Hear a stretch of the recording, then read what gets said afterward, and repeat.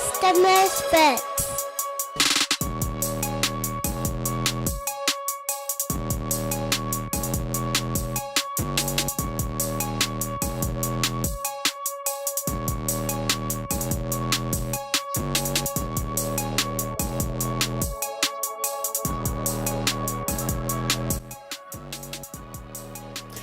All right, what's up, everybody? Welcome back to, well, Buddy Walk with Jesus, maybe Kingdom on the Road, maybe Ministry Misfits, depends on where you're listening to. We're here for what has become a bit of a holiday tradition. It's kind of funny because at this point now it makes sense. But every single one of these episodes kind of like, oh yeah, we should do something for the holiday. It makes sense for us to do something for the holiday. And now, several holidays down the road, we have a tradition on our hands. Yes. As we talk about not being traditional. Exactly. So, happy Holy Week, everybody. It is that time of year again where us Christian content creators come out of the woodworks and start making content. But this year, going through the Matthew series for the last 6-8 months, and going through ordination and going through everything that I'm going through. Man, this year I've had a couple of pretty key things on my mind when reconciling this whole idea of this week. And the one thing that I'll give to, I'll start off with a little piece of advice to anybody who hasn't heard this, and I try to give this to anybody that will listen. Don't rush through Holy Week. Don't hit the fast forward button just to get to Sunday.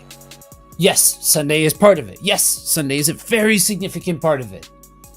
But Holy Week as a total piece is significant. And we're on this road to the cross right now. And we're getting ready to celebrate the death on Friday and rising on Sunday. And regardless of when you guys are listening to this, we're recording this on Monday of Holy Week. And so one of the things that keeps percolating in my mind is, so as we walk through the beats of this week, and we really take time to pause and ponder Jesus and his actions and his words in the lead up to this moment. And then we as Christians, 2,000 plus years later, now get to stand in the victory of what happened on the cross, but more importantly, the empty tomb. What does that mean in the context of the kingdom? What does that mean in this reality that we talk about, that you and I have talked about? And I counsel you guys, if you guys have never heard us rap about the holidays and the different things that we've covered and all of that kind of stuff, go back, watch, listen, and you're going to find that there's a thread here, that these pieces of theology that we take into all of this, and as we wrestle with these concepts and as we break these things down, there has to be the aspect of this, that this is everyday applicable, that this is a part of life. And so once a year, we take time to celebrate Holy Week and the empty tomb. But what about the other 51 weeks of the year? What about the other 364 days a year outside of what Christians have deemed Resurrection Sunday? I'll let you roll. Well, and even beyond just the what does Sunday mean? You know, the whole thing of the fact that we don't even take time to look at what happens this week and the significance of all of it. There's a lot that goes on between finding the donkey on Sunday and Mary showing up at the tomb. There's a lot that goes on, and it's big, important stuff, and it has major implications for us today. I mean, just the idea of Jesus coming in on the donkey as the Prince of Peace rather than as the warrior king has major implications in a world that is fighting over what it means to be a man.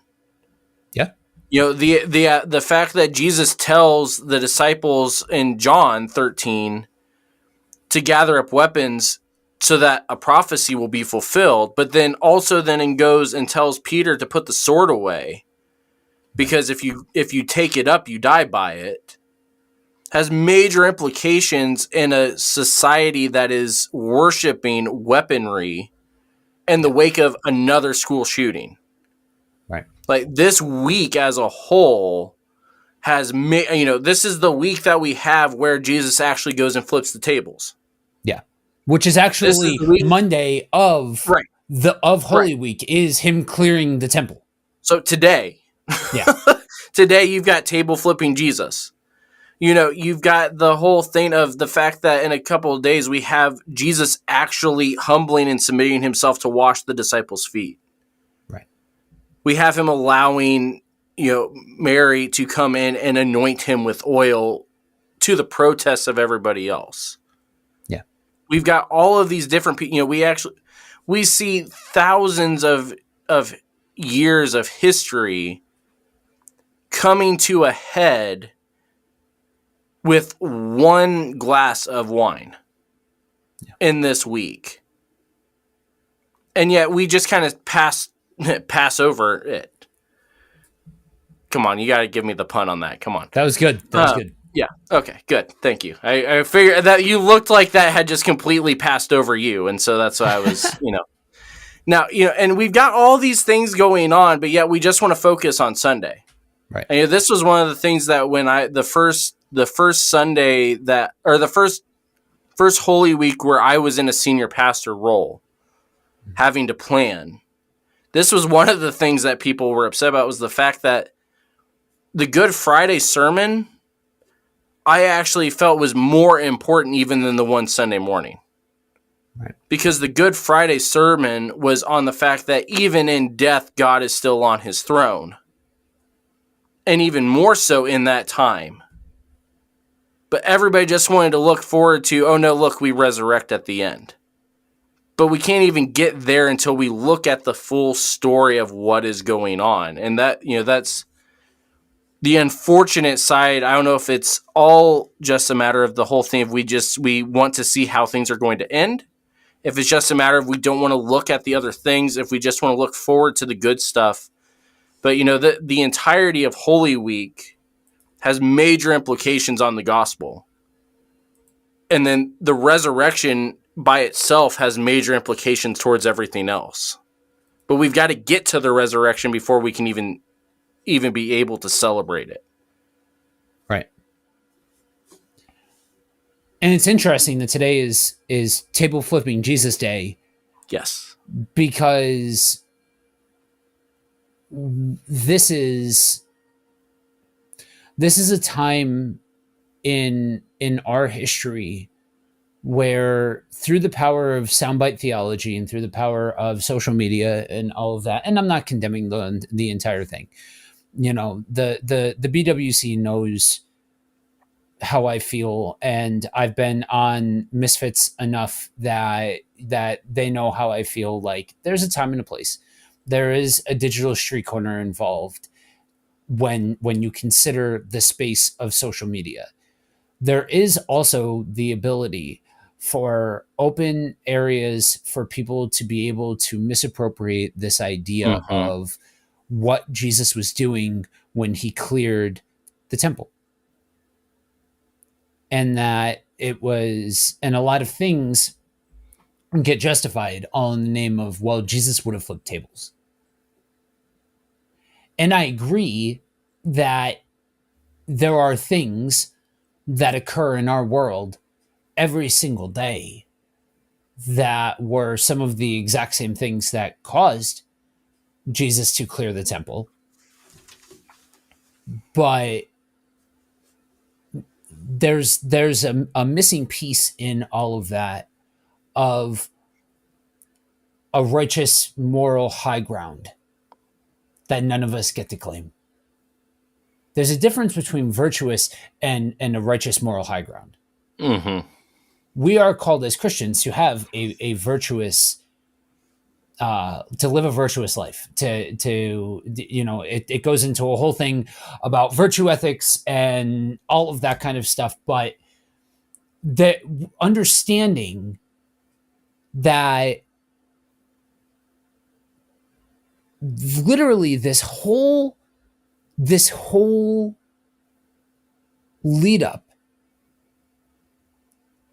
is the fulfillment of countless years of history, all coming to a point, all coming to a fever pitch, and prophecy and law and command all being fulfilled all at one time to create this event that is the single greatest thing that ever happened in human history. But as we stop to walk our way through this, I dare state that us walking our way through this and walking with Jesus along the beats of Holy Week allows for us to be able to then say next Monday, Mm-hmm. what now? Because we can go on, you can go on everything from learnreligions.com to biblehistory.com to there's tons of them where you can walk through what each day was and what happened in the Bible and all of that kind of stuff. There's no condemnation if you don't know this, but the reality is, and I dare state that I'm likely preaching to the choir when I say this, that at some point you have to stop and consider that people don't know what they don't know.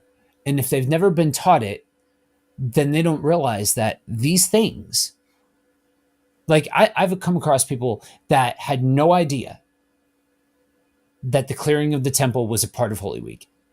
Mm-hmm. They've heard about Palm Sunday, and then they've heard about Good Friday, and then Resurrection Sunday. And maybe some beats along there if it's somebody who's learned. And so I don't want to take the moment to be like, well, why don't you know this? Whatever reason you don't know this, or whatever reason you've blown past this, or whatever, because I never really got this in my time in church. It wasn't until I started the house church and was responsible for conveying to somebody else, why is this week important? That I started walking through this and realizing, well, wait a minute. In the context of the everyday kingdom of God, this whole thing is a really big deal. Yeah. Yeah, and it's interesting because it says a lot about us as I guess, trying to figure out the best way to say it. It says a lot about the way that we approach the Bible as a whole. You and I talk about this all the time. When we look at all of these individual events, because Palm Sunday is one week, Easter is another week, and Palm Sunday, liturgical and even non-liturgical churches all focus in on the triumphal entry and everything on that Sunday. And then the next week is Easter, and so we celebrate the resurrection. And, there's a Friday in between that we might meet depending on where you go. And so, we're maybe going to talk about it. Maybe we're not going to talk about it. Maybe it's just some kind of performance thing. Maybe it's just, sinners that you walk through, whatever.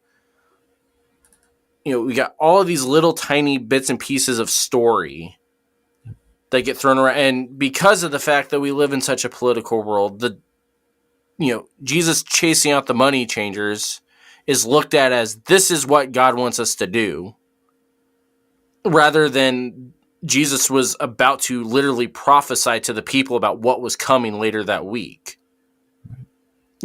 Jesus in the Garden of Gethsemane is just like, well, look at Jesus praying. That's what we want to focus on.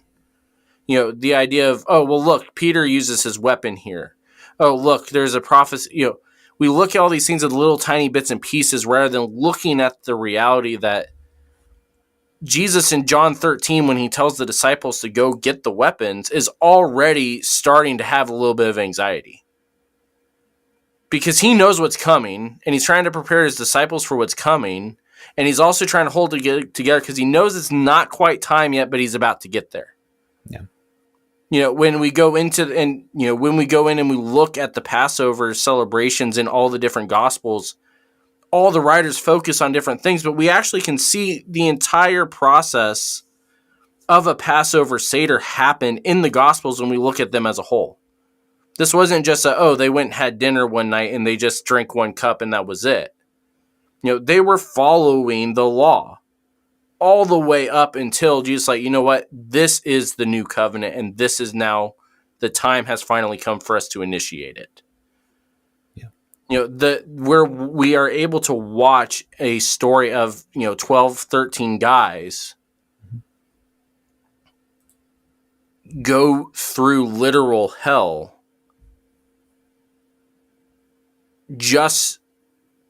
and then we just decide to only focus on it as in, this event happened here. This event happened. Let's just try to get everything we can out of it rather than look at the fact of, like, this is a very, very tense situation all the way through this week. Right. And we get to watch Jesus deal with it as a human, not just as God. He deals with it as a human. That's why he sweats blood. He's dealing with this as a human.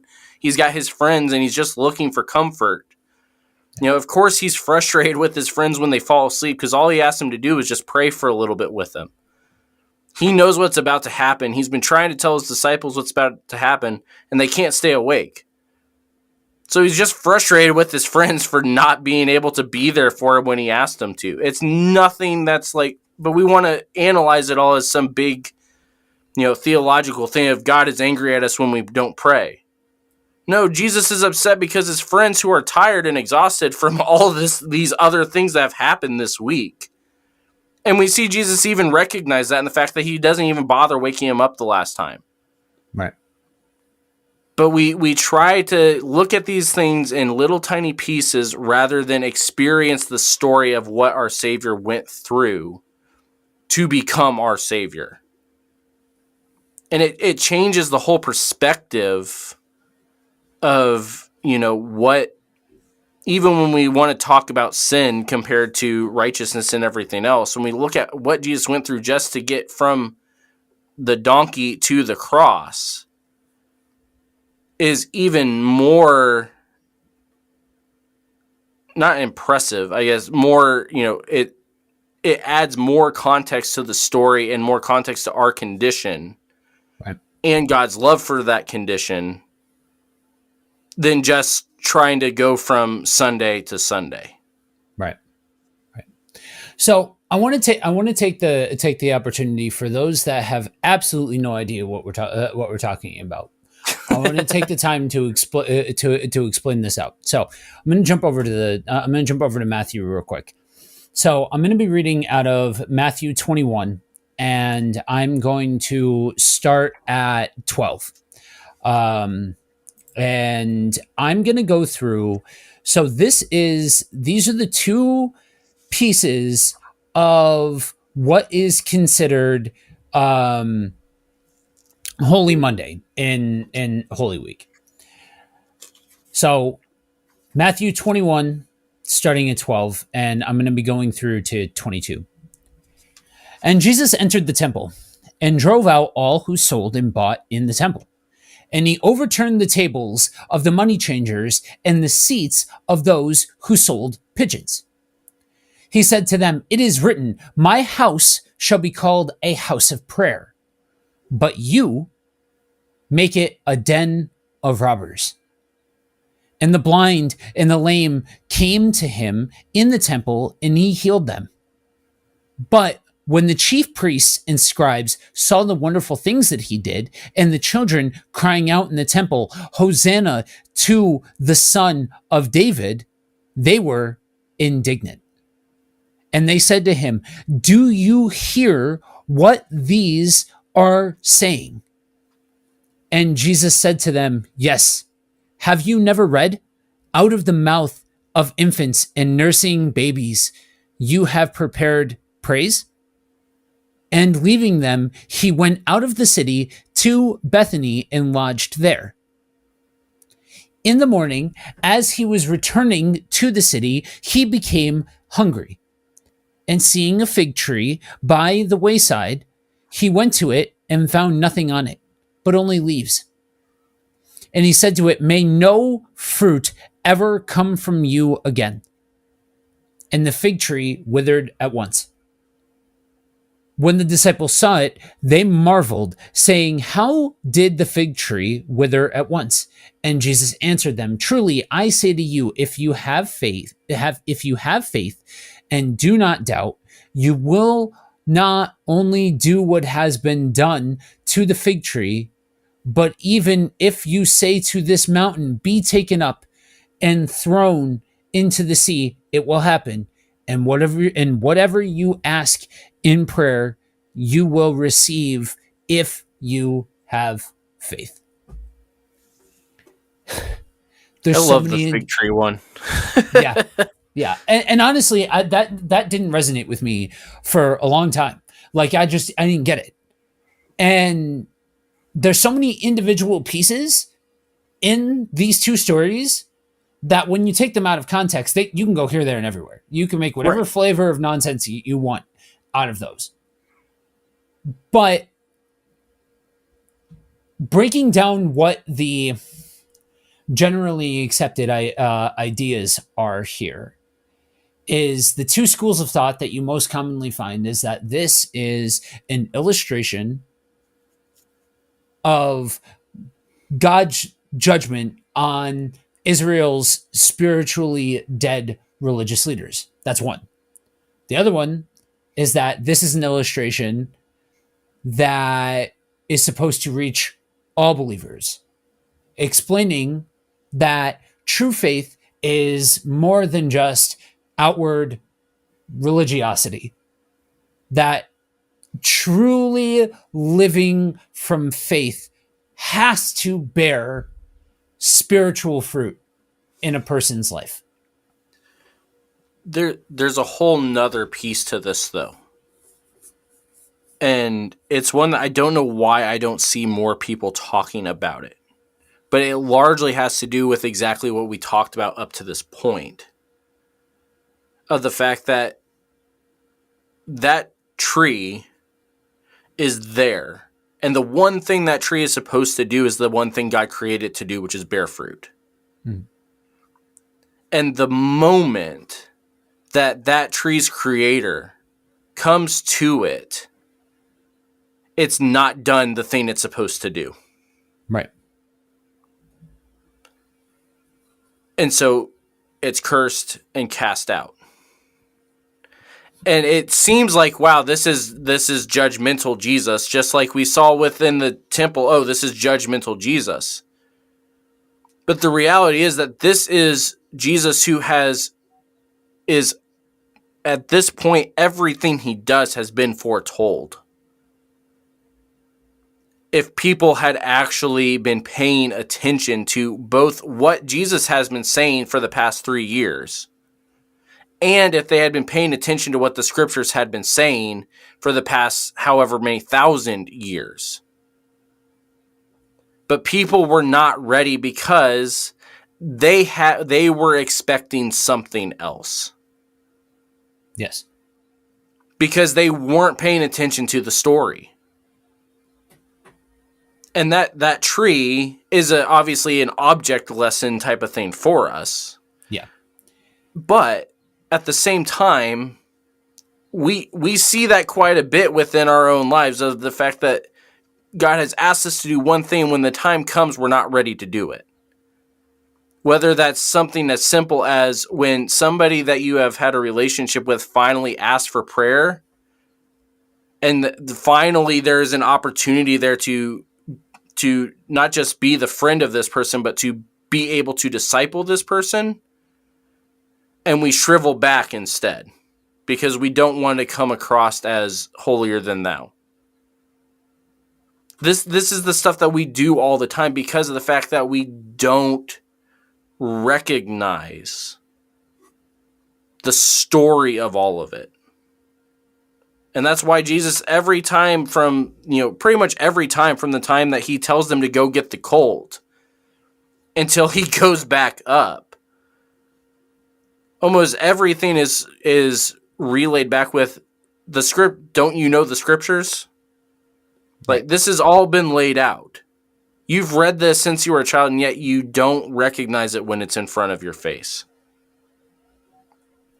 And the beautiful thing about each layer of this is a yes and sort of situation. This is not okay, so one is right, which means the other two pieces are wrong. Right. No.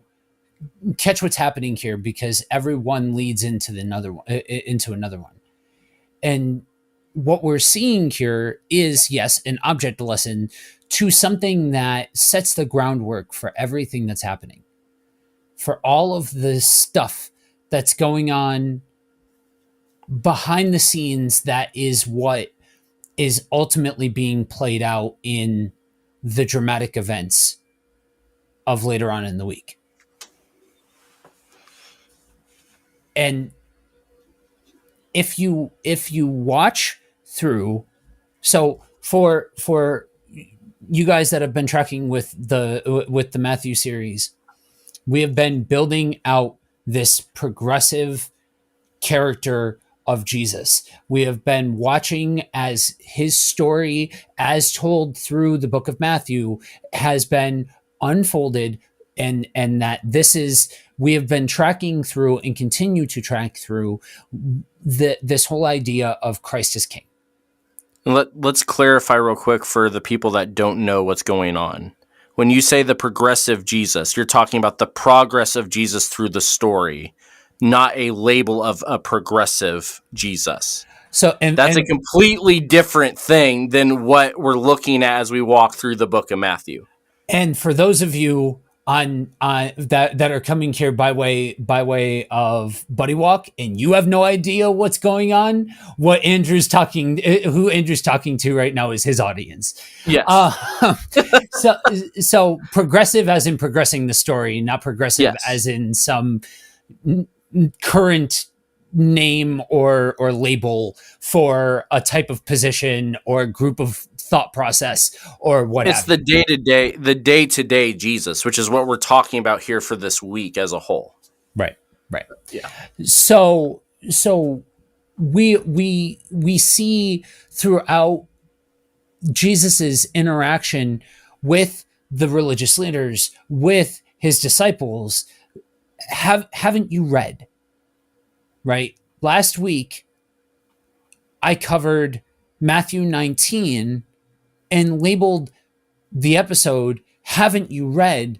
Because that's a big theme as Jesus is recontextualizing the law, recontextualizing things that would have been taught and would have been and would have been held as sacred. That don't you know? Haven't you been listening? Haven't you been paying attention?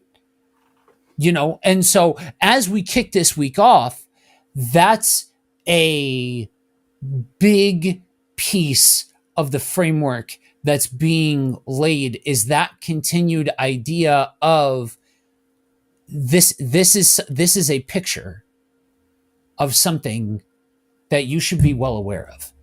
Mm-hmm.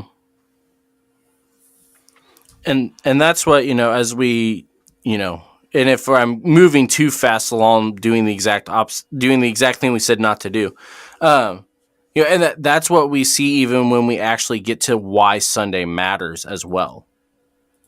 The entire idea of 1 Corinthians 15, when Paul starts saying why the resurrection matters, every single piece of what he says is as the scriptures said. Yeah. As was foretold. There was not a single piece of this that was not laid out from Genesis 1. The entirety of this story has been laid out for us in multiple places by multiple authors with multiple influences and heart conditions and all these different things. And yet all of them line up to show us that Christ is Messiah, Christ is King, Christ is Creator, Christ is Savior, Christ is, insert the adjective, a scripturally accurate adjective here. So next up on Holy Week, we've got Holy Tuesday. And so on Tuesday, Jesus and his disciples returned to Jerusalem. And at the temple, this is when the religious leaders were trying to basically ambush Jesus with the intent to arrest him. And eluding it, Jesus gives some pretty stiff shots out to the religious leaders. So I'm going to jump back over. That's a good way to word it. That's a good way to put it, yeah. So I'm jumping back over to Matthew, this time in 23, and I'm picking up with verse 23. Woe to you, scribes and Pharisees, hypocrites! For you tithe mint and dill and cumin, and have neglected the weightier matters of the law, justice and mercy and faithfulness. These you ought to have done without neglecting the others. You blind guides, straining out a gnat and swallowing a camel. And literally the whole thing, starting basically at the top of the chapter, is outlining this series of judgments that all are woe to you, scribes and Pharisees, hypocrites. It's repeated several times throughout the chapter. But it's that section of 23 that drives the point home in a way, because he straight out and out says, so you tithe these things, you give these things, you do the practices, but you've neglected you've neglected the big picture. To go back to what we were saying up until this point, you've missed the whole story. And it's on this day that Judas Iscariot agrees with the Sanhedrin to betray Jesus. And that's in Matthew 26, 14 through 16. Then one of the 12, the one called Judas Iscariot, went to the chief priests and asked, "What are you willing to give me if I deliver him to you?" So they counted out for him 30 pieces of silver. And then from then, Judas watched for an opportunity to hand him over. One thing to insert here also, not from Matthew, but when we talk about Judas and when we talk about the Pharisees both, we tend to focus in on these sort of passages. Right. But again, that's missing the reality of the fact that Jesus has been, walking every day with Judas for the past 3 years. Yes. And in a lot of cases, he's considered even a closer friend than Peter and John. Right. And then on top of that, Jesus has been dealing with the Pharisees and the scribes for 3 years. Right. And in many cases, Jesus actually commends the Pharisees for their faithfulness to the law. Yeah. But now as Jesus is getting closer and closer and closer, his tone gets a little bit more direct. Because he doesn't have time to let it just sit and let people think anymore. Now it's very much of, you had your opportunity to watch. Now it's time to act. Right. And the thing that I love about the way that John walks us through the thing is that when you read the Gospel of John and he talks about Judas the first time, he immediately says, and Judas, the one that would betray him. Yeah. There's some anger behind it. There's emotion behind it. Like, this guy that I thought was one of my best friends betrayed my best friend and my Savior.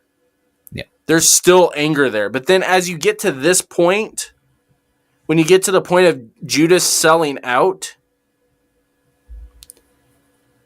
John's attitude changes. And he's like, and Satan entered into him. Yeah. Because John suddenly realizes the fact that Judas had a part to play in this whole thing, whether we like it or not. And that Judas was not some evil person. Judas was a person that fell victim to greed. Right. And Satan took advantage of it. Right. But to Satan's folly, not to God's. Right. And again, this is where when we walk through these things, we've got to recognize again the fact that this is one piece of a massive story, and that it makes sense for Jesus to go off on the Pharisees here. Especially since Jesus already knows he's got a couple of days before he's actually going to be arrested. So he's got a little bit of leeway here. That's just my thinking behind it. Also, the human side is Jesus like, I know you guys aren't going to be able to touch me yet. So, woe to you. Yeah. And I'm glad that you brought that up, because it again opens it opens the door for the context for those who wouldn't have that context from the Matthew series to be able to hear those things, because in a lot of regards, the scribes and Pharisees were some of the most respected men of their time. These are the men who know the teachings and know the law,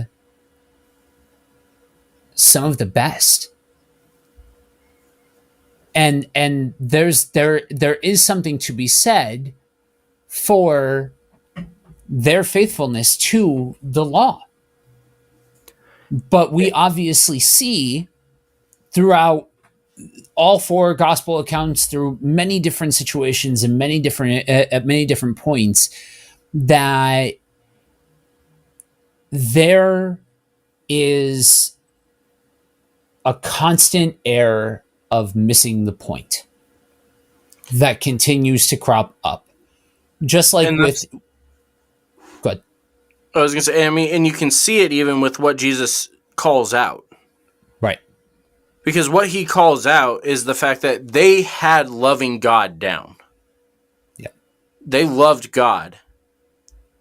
They did not love their neighbors. That's what all of the woes are about. You clean your cups, but you never look inside. Right. Where'd it go? You go and you strain out every little tiny detail you can, but miss the fact that this giant camel is coming in. You look over the poor, rather than looking to them. You do all of these different things, and it's just you've missed the point completely. And that's part of why I think, again, we're kind of fast forwarding a little bit, but again, within the context of the fact that the fact that Nicodemus' name shows up multiple times in John as one of these scribes and Pharisees, but yet he's against the idea of killing Jesus, and he's against even the idea of letting Jesus hang for a while, and is Right. part of the reason we get Jesus' body down off the cross. He was a scribe and a Pharisee that when Jesus confronted him with what the scriptures say, he stayed a Pharisee, but yet he also was a disciple of Jesus. Right. Because those two things were able to happen together, even though the majority did not let it happen. So as we move forward with the next set of events, there is this is where you have to understand what's generally agreed upon, because it's not like we have a calendar that right. we follow through that has all of the biblical events of Holy Week. But Holy Wednesday is when it's generally accepted that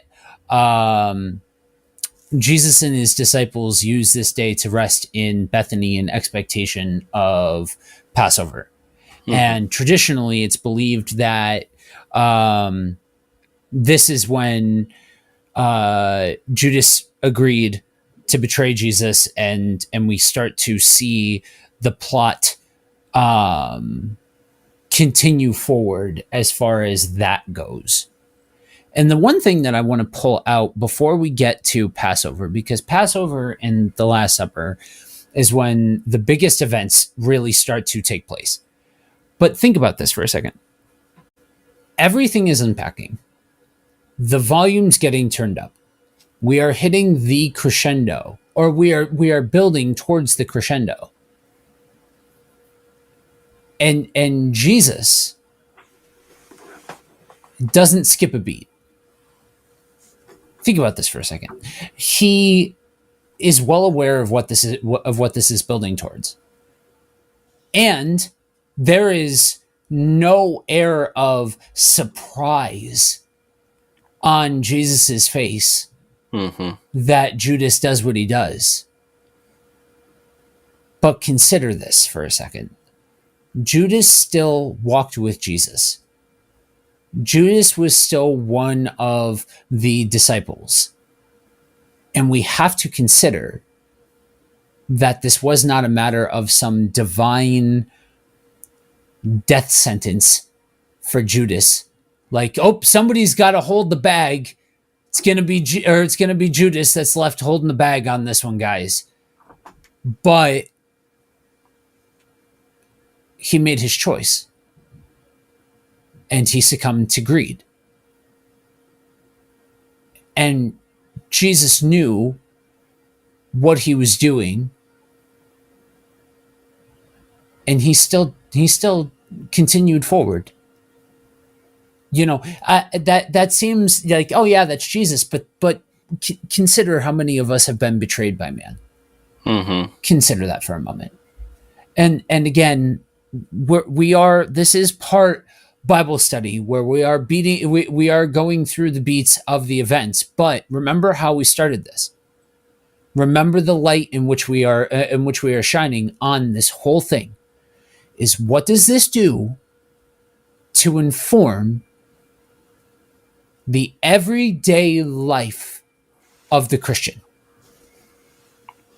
of the follower of Christ?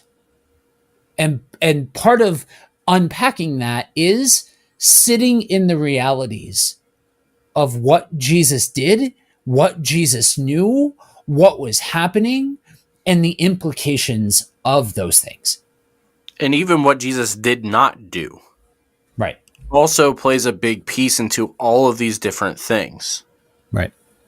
You know, and he even points that out quite a few times of, the fact that he is not going to do these sort of things. When he rebukes Peter for cutting off the ear, he's like, don't you think I could not call down an army to stop this if I really wanted to? Yeah. Haven't you seen me do this as we've been walking the past 3 years, where when they come, I just disappear? You've seen all of these different things. Why do you think I'm not doing it now? Right. The whole thing of even in other places throughout the Gospels of Jesus not condemning somebody when he had every right to do it. Right. Sometimes we look so hard at what Jesus was doing because we want to be like Christ and want to follow after him, that we forget to also look at the things he doesn't do as well. Right. Exactly. And especially within the different things that are coming up in the story, there's a lot of things where it kind of gets overlooked because of how, like you said, dramatic everything else is, that Jesus simply not saying something is actually a very important lesson for us. Right. And so for Wednesday, the thing that the piece of scripture that is a highlight of this period of time, I'm going to use Luke 22, verses 1-5. Now the feast of unleavened bread drew nigh, which is called the Passover. And the chief priests and scribes sought how they might kill him, for they feared the people. Then entered Satan into Judas, surnamed Iscariot, being of the number of the 12. And he went his way and communed with the chief priests and captains, how he might betray him unto them. And they were glad and covenanted to give him money. There's something to remember, that when you are reading the gospel accounts, you are reading accounts of events that had happened at that point in time. These men were betrayed. Jesus was fully man, fully God. The guys, they were fully man. So they were left to sit as humans with the betrayal of one of the 12. And we, at least in the modern context, and I've actually found that this is kind of universal in certain regards for a lot of different audiences that read this, and a lot of different groups of people that read this. Not everybody, but there is a large portion of people that read these sorts of things with the lens of Judas is the villain of this story. Mm-hmm. And for some people, that's the only context that they've been taught, is Jesus or Judas is the villain of this story. But for 3 years, he was one of the guys. He was people's friend. He was Jesus's friend and follower. And so this is where we're at.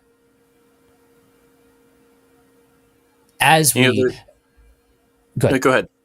As we like take that piece and carry it with you as we move into Thursday, as we move into Friday, as we go now into where we are at a fever pitch for Holy Week.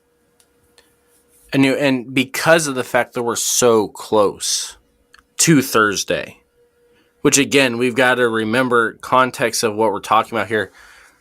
Thursday is the day. Thursday into Friday is the big event of the year. Not just for, all we know in terms of this story, it's all time, but for the Jewish people, this is the event of the year. Right. And it's the most holy of events of the year. But what does Luke record that the religious leaders were doing in preparation for the most holy day of the year? They were not prepping for the Passover. They were like, how do we get rid of this guy? Yeah. Judas was the opportunist here. The religious leaders were the ones that were like, we've got to get, because, and again, this is part of the reason to point this out, is the fact that, again, we do this all the time as us as well, of instead of preparing for what God has in front of us, we would rather sit and stew about things not going our way. Right. Which is the exact opposite of what we see Jesus doing, who knows what's about to happen. Mm-hmm. And yet he decides to rest and prepare for, he's still preparing for the Passover. You know, that's what we see, you know, what's going to be happening, especially from John's perspective, but also in Matthew and Luke. Jesus is fully invested into the Passover meal. Yeah. Even if it's just he needed a distraction because he knows what's about to be happening, the Passover meal was his focus. And he was helping his disciples prepare. He sent somebody ahead to get the room ready. He sent somebody ahead to get everything in place so that they could have a proper Passover. And when we get to Thursday, I'll throw my 2 bits as to why this Passover specifically had to go off without a hitch. But where the characters in the story's focus was, shows a lot about, it can teach us a lot about our attitudes as we go about our day-to-day lives as well. Right. And Judas, as an opportunist, gets all of the hate most of the time. But yet Judas was just the guy that was like, hey, I'll take the check. Yeah. Rather than the guy that was actually the one sitting there plotting instead of preparing for the Passover. Right. So as we turn into Thursday, this is where we have one of the most famous scenes of this whole thing take place. This is where we have Jesus washing the feet of his disciples. And we have Jesus like you said, fully invested in this idea of we will have the Passover meal. In Luke 22, it says that he earnestly desired to eat this Passover meal because he knows this is it. And even more than that, because again, we're talking about the entire story here. Right. You know, when you read through what the Passover Seder actually was and was supposed to be about and the order of everything. Mm-hmm. When Jesus finally goes and says, this cup is my blood, this bread is my body. Typically, what you see within a Passover Seder, and now there's some people that will argue that this was not a part of the Seder before 70 AD. There are other people that will say it is. But that final cup was supposed to be the one that was reserved for Elijah. You don't drink it, you don't eat that last piece of bread, it sits. And the point was that we are waiting for Elijah to come and usher in the new messianic kingdom, which is part of what the prophecy was all about, that the Messiah would come after Elijah returns. Right. And the thing that is said at the end is next year in Jerusalem with the Messiah. But what is happening is that instead, the disciples are in Jerusalem having Passover with the Messiah. And so Jesus doesn't have to wish them that we would have it next year in Jerusalem together. And so instead he says, this is my body. This is my blood. It's the culmination of thousands of years from the time that Moses instituted this in Egypt, and death passed over, to this specific point in history where Jesus is now instituting this because death is about to be done. Right. Right. And there's so many things that I want to bring up about communion itself now that I am more well aware of the damage that people have about communion. And I've been aware of what the debates are by and large, but I don't, you know me, you guys know me. I don't care about debates. That's man stuff. That's man-made things. What I care about are the hearts of men that are affected by this person's take and this person's perspective and this tradition and that tradition. So that whole thing is a conversation in and of itself. Now, once this is established, what do we do with it? What does this look like? What are the implications? All of that kind of stuff. That's its own conversation. But guys, everything that all of these traditions, all of these things that we practice, they have an origin point. And now we are seeing the establishment of the communion table. Because at this point, as Jesus is doing it, and now at our point, it is done, that death is defeated. And there's a lot of guilt, there's a lot of heaviness, there's a lot of weight that tends to get there first and get there prominently in people's minds when they think of this scene. Mm-hmm. But consider why this is being established in the thousands of years of preamble and backstory that are all coming to a point in this meal. Before we get to the Garden of Gethsemane, before we get to his capture, before we get to Friday. This is a moment that is signifying something so weighty but so joyous.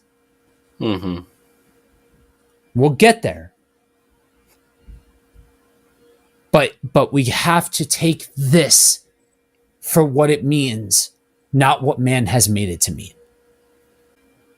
So after the meal, Jesus and his disciples, they leave the upper room and they go to the Garden of Gethsemane. This is again, we are now again in these famous moments, these moments that if you have spent any measure of time in the story, you are aware of what is taking place and what is about to take place. And you brought it up before. It's from Luke 22, where it says that his sweat became like great drops of blood falling to the ground. Guys, there's a word for that. It's called anxiety. Mm-hmm. He's nervous, man. He knows what's up. He knows what's next. He knows we're here. The stage is set. It's showtime. And it's not lost on me that the steps are this beautiful moment that we can take with us into our lives. Then Jesus, with his disciples who can't stay awake, and again, this moment that we can take into our everyday lives, and then the betrayal that happens with a kiss. Mm-hmm. And the response from Peter is to fight. It's to take up his sword and defend his friend. And how human is all of this? How human we are setting the stage for the most supernatural thing that's ever taken place in human history, and it's all being played out in the theater of man. And it blows my mind as somebody who struggles with trust issues, somebody that I look at what Jesus did and the way he was betrayed, the intimate way that he was betrayed. And that resonates. Mm-hmm. And as somebody who I've said before, you guys, I feel like I've said it on in enough spots that everybody listening to this has probably heard me compare myself in a lot of regards to vibing with Peter, because Peter's thick-headed, Peter's emotional, he's got a lot of passion and a lot of fervor. He cares a lot about the situation at hand and doesn't always know what to do with that. I get that. I'm good with that. I understand those very human emotions very, very well. So, but again, the way Jesus responds and doesn't respond is so very telling to the nature of God that is on full display through the person of Jesus. Mm-hmm.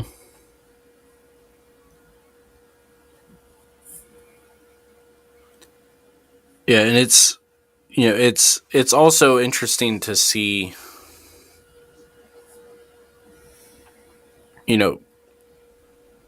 the first instinct of Jesus in the midst of all of this is the same thing we see. I guess instinct isn't the right word, but the first thing we see Jesus do in the midst of all of this, Peter just struck one of the priest's servants with a sword in the head, which one of the funniest things I've ever heard somebody point out is that this means also that Peter was horrible with the sword, because the only way he would have gotten the servant's ear is if he was going for somebody else and missed and ended up getting the guy in the ear. Right. But the fact that Jesus, in the midst of all of this, takes the time to make this guy whole. Yeah. He doesn't just say, okay, cart me away and make sure you get that guy's ear on ice before you get him to the hospital. It's I take it, we put it back, and then we go peacefully. And all of his disciples scatter. Right. In the midst of the chaos, Jesus now is at peace. For a time. Yeah. Peace is not going to last throughout the night, but he's at peace enough to say, okay, now the show starts. Right. And he already has his eye on where he needs to end up as well. As we walk through this, we'll see. He knows what he needs to do to get to where he needs to be. Right. But yet he still takes the time to heal somebody that was a victim of someone else's anger. Right. So as this unfolds, Jesus is taken to the house of Sisyphus, the high priest, and Peter denies knowing his master 3 times before the rooster crows. And it's amazing to me, again, what Jesus knows and doesn't do. Mm-hmm. So as we go into what is deemed Good Friday. Well, there's one other thing with what you were talking about that starts with Peter during that time. And Peter gets a bad rap. Yeah. John is the one that everybody looks at like, see, that guy stayed by his side. Peter was trying to stay by Jesus' side. He just didn't have the connections that John, as somebody that had been John the Baptist's disciple first, had. Right. He was trying to get in. John is working to get Peter in. And we also got to remember, Peter just assaulted a official with a sword hours before this. He's got a little bit more of a worry than the other disciples do. Yeah. Doesn't excuse it, because Peter recognizes immediately when the rooster crows that this was a problem. He never should have denied Jesus, especially with the big deal he made about never doing it. But Peter does deserve a little bit more credit than we give him oftentimes. But the other thing that goes on, and this does start to bleed into what we're going to talk about with Friday, is that Jesus recognizes who it is that he actually has in front of him throughout this entire time that we walk through the trials. Because Jesus does not respond to the Jewish leaders at all during these trials. Right. He only will talk to Rome. And there's a couple of reasons why we don't have time to get into fully as to why he doesn't and does not talk or anything. But it's because, we always want to, again, we want to look at Holy Week Jesus as table flipping Jesus. Right. Or the woe to the Pharisees Jesus. But yet here he is in the midst of being abused by the same people that he called out a few days later, and he chooses to not say a word and to literally turn his other cheek. Yep. Because doing anything there would not benefit the call. And it would also not, it would not accomplish the mission that he was set out to accomplish.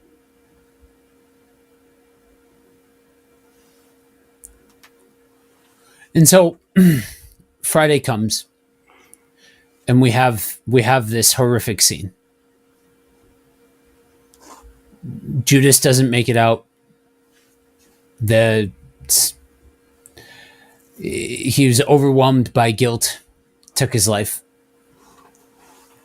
And Jesus goes through what he goes through. And it's fascinating to me that the ridicule that they use along the way is King of the Jews. This is what we keep hearing over and over again. And then he literally carries his cross.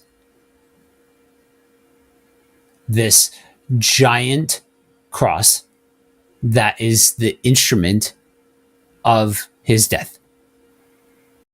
And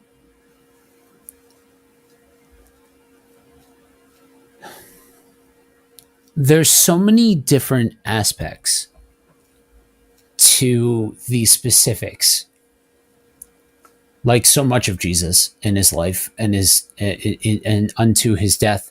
There are specifics that fill certain needs or fill certain prophecies or have these deeper, richer meanings, like what you just said about what is Jesus doing and what does that translate to for us?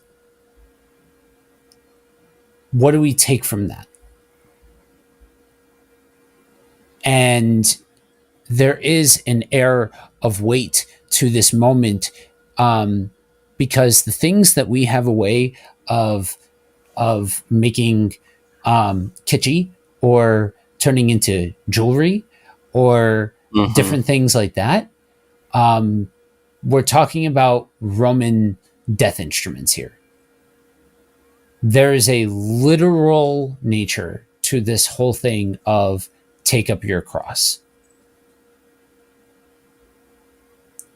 So before we get to the words that he says at the end of this part of it, what else do you want to throw in here? Because there's almost a buffet of things that we can do. Going with what you just said there, because this is one of those things where luckily I actually see the majority of people do this part right. In terms of when we analyze the story, is that, we're always wanting to look at, okay, if Jesus did this, then what does that mean for me in terms of how I respond, when I'm slapped around, all that kind of stuff. How do I respond? This is what Jesus does, and so I should try to imitate Christ. But then when we get to this part of the story, specifically actually starting with Barabbas, when we get to this part of the story, the thing that we need to actually do is to stop trying to figure out what lesson we need to learn from Jesus and start to looking at what our responsibility is related to the people that are there. Because the reality is that we would be in the crowd crying out, "Free Barabbas." Right. We would be the ones mocking Jesus at the foot of the cross or as he's going to his death. Or are we going to be the ones that are like the women and John at the foot of the cross? Or the centurion that recognizes the significance of what just happened? Mm-hmm. Or even Pilate. The thing that I love about Pilate within the story is the fact that you have a Roman official that, first of all, is annoyed that he's even being dragged into any of this. Because he's like, this has nothing to do with me. This is way below my pay grade. But then when he starts talking to Jesus, it's the first time that Jesus really actually speaks in defense of himself during this whole thing. And yet, he and Pilate talk as royalty talking to each other. Pilate addresses Jesus as if he's a king, not as if he's another prisoner. Pilate wants all of the guilt from this situation to be off of his hands as much as possible without causing a riot. Pilate has this moment of even asking this guy that is on death row in front of him the question of, what even is truth? You claim that you are the truth. What even is this? And then by the end of it, Pilate is the one that addresses Jesus as King of the Jews. And people argue whether or not it's sarcasm or an insult, or whether or not it may actually have been genuine, of the fact that Pilate is saying, this guy is actually the real deal, and look at what you have had me do. We are not Jesus in this story. Because if we are, then salvation is worthless. We are the people that Jesus is saying, Father, forgive them. They don't know what they do. Right. And that is what we need to go into Good Friday with, that mindset of reminding ourselves that we would be doing the same thing as all these people that we like to criticize as like, oh, look, they just threw Jesus out to the wolves. And that's exactly why I make it a point to say what he did and what do we do with that. Because he's doing it within that context. He's doing it within everybody doing those things. And that is what's happening. And that's why we consider the realities of the situation as they are, rather than trying to put ourselves in the situation. And so his final remarks that he delivers from the cross: Father, forgive them, for they know not what they do. And his last words being, Father, into your hand I commit my spirit. And I'm taken to what happens in Acts with Peter and the way that he calls people out for what they did and all of that. And there really is an error of people not realizing what they did and who they did it to. And again, we take this into our everyday lives by understanding, what did Jesus say? By understanding in all of this, what was the final sentiment? And so as we unpack that, it adds this this light and air to this whole situation that the heartbeat of God is still on display even at the darkest hour. Right. Literally. Yeah. Yeah. Yeah, and that's where,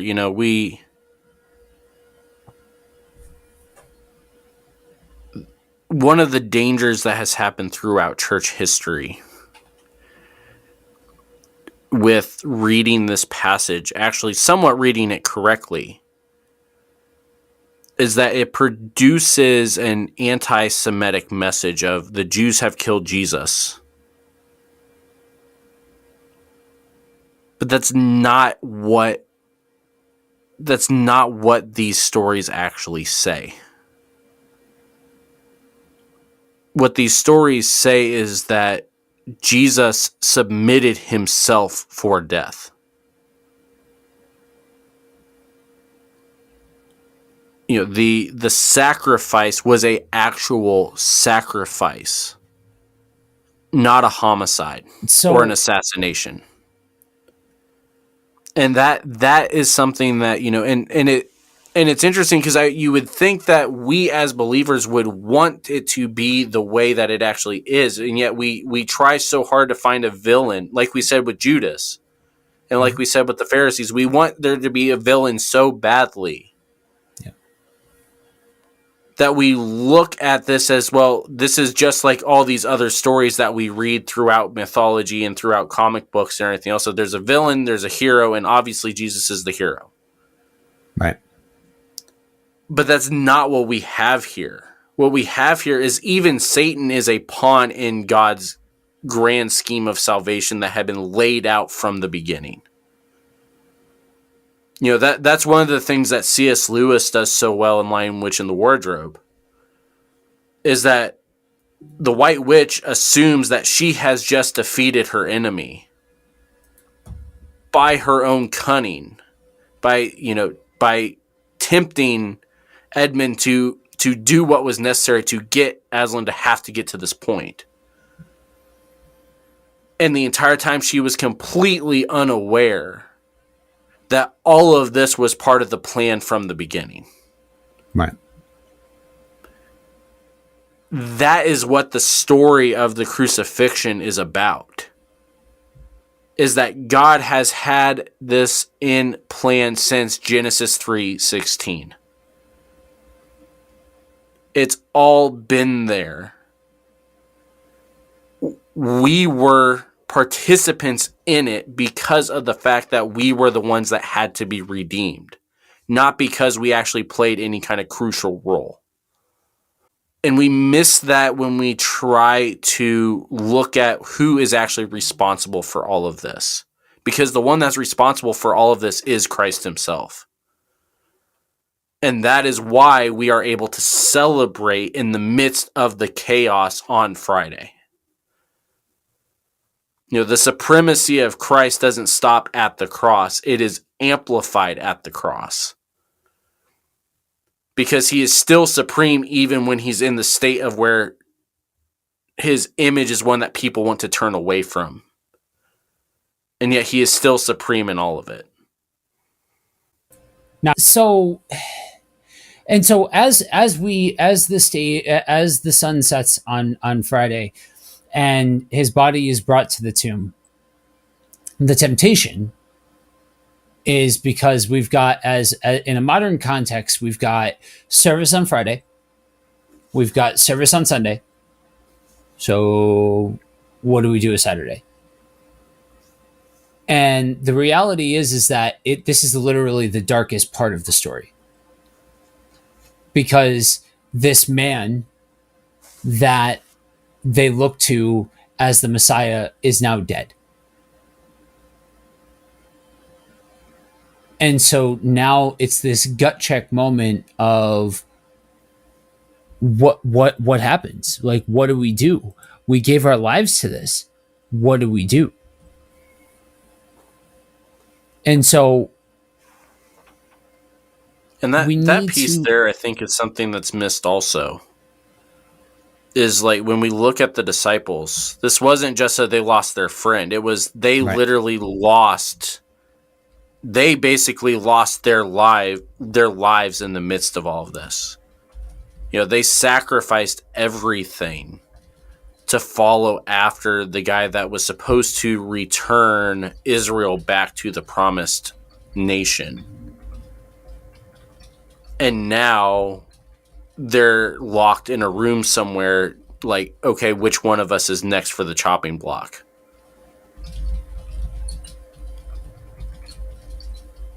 Exactly. And that's why we can't blow past the reactions of the disciples, because this thing has so many different layers and so much weight to it that there's this there's this palpable tension that you can read from the text in those moments afterwards. And the more we allow for the gravity of Saturday to sit with us, the more radiant and bombastic Sunday is, the more significant it is, and the more those actions all make sense.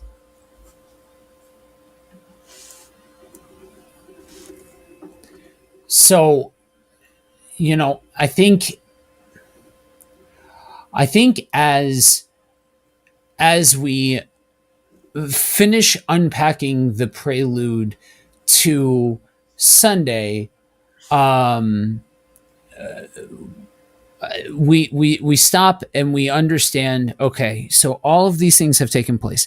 We understand the actions, and part of what we're taking is from the actions.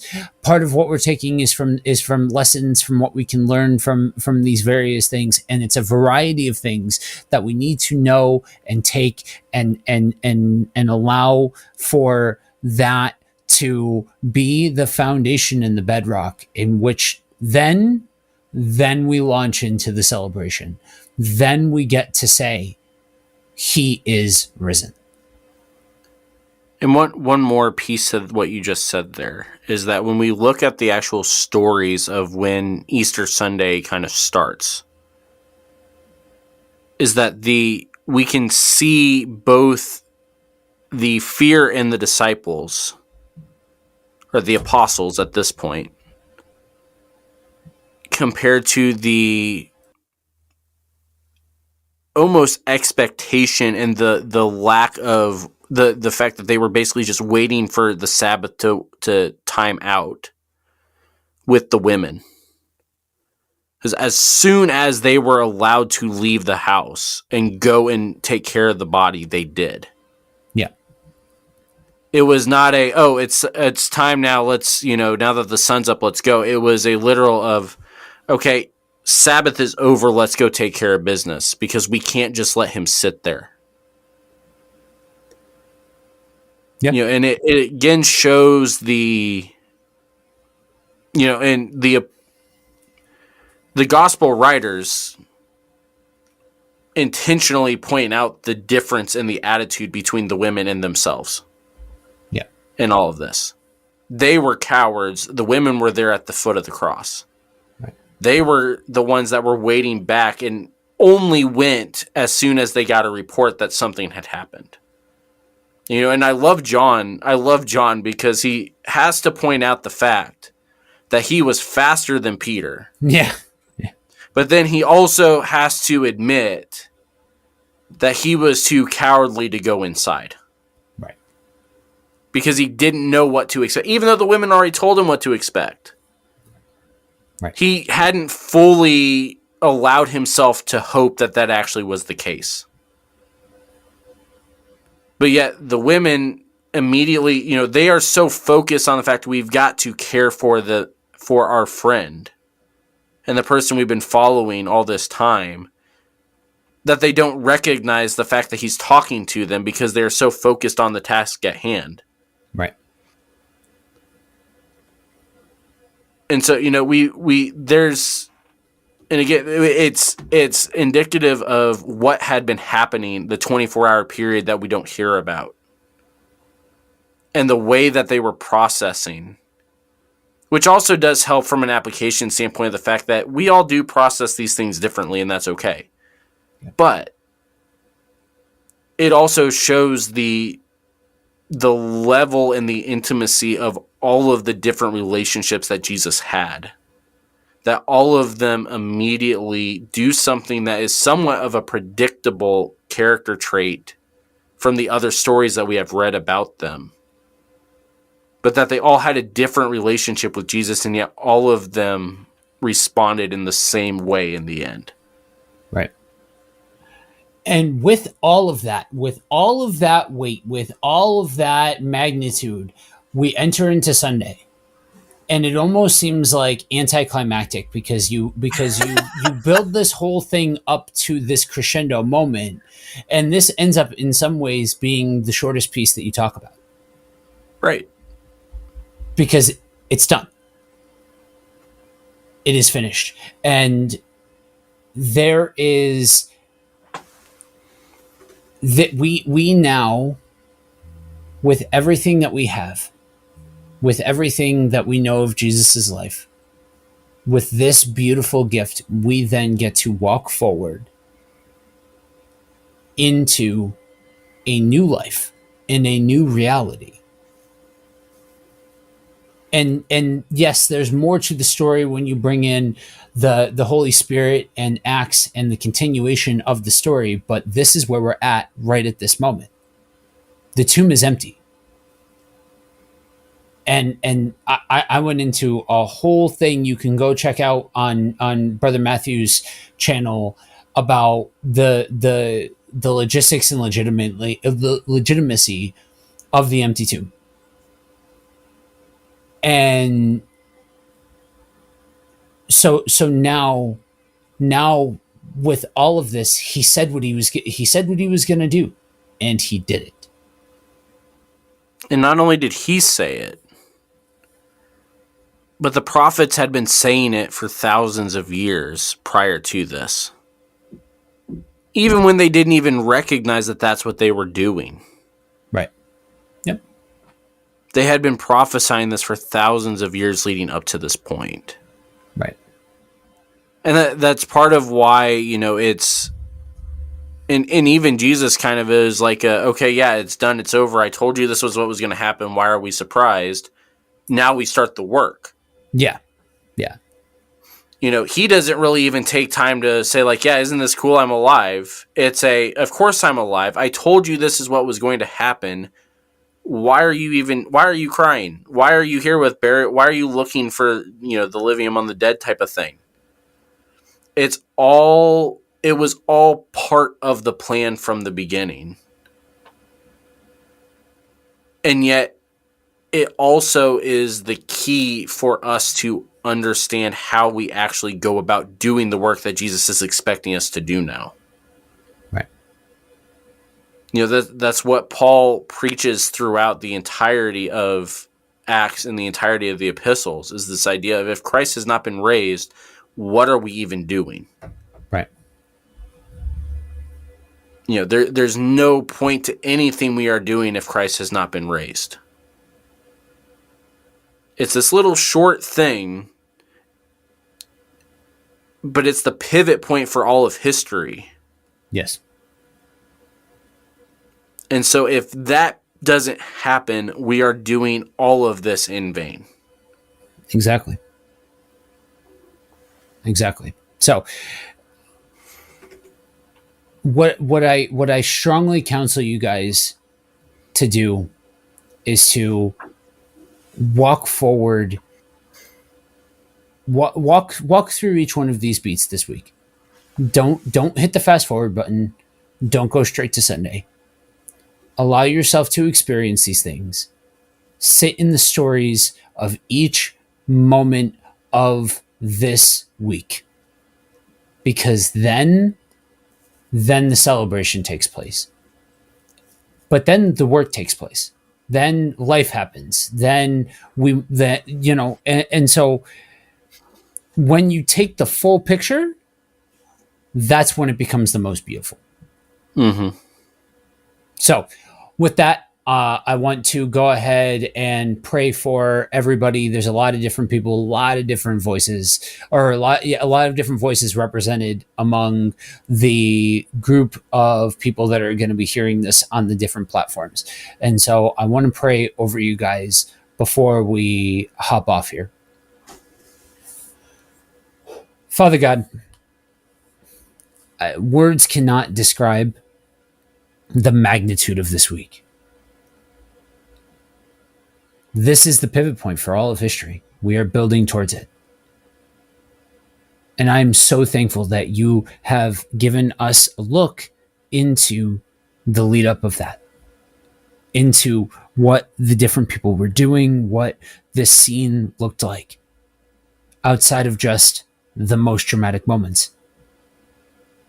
Father, I pray that you give us the patience to sit in the story,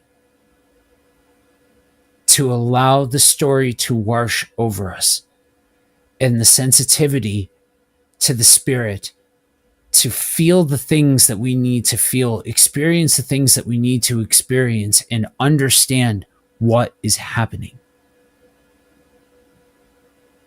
Father, I thank you for the ability to be able to see into these things and to see your heart on full display. And I pray, Lord, for that sensitivity to the Spirit for the people that are listening to this, that the realities of all of this and the realities of your heart be present and aware in each person's life, in each person's heart. That your people collectively will take the time to understand the magnitude of this week. I pray, Lord, that the craziness or the stuff and things of this week do not rob these people of the experience of walking through every beat. Be with them, Lord. Minister to their hearts as they walk through this. Father, I thank you for the realities of you and the realities of the kingdom. I pray these things in Jesus' name. Amen. And so, what other way to leave you guys than with two very important things: that you are prayed for and you are loved deeply. Peace, y'all.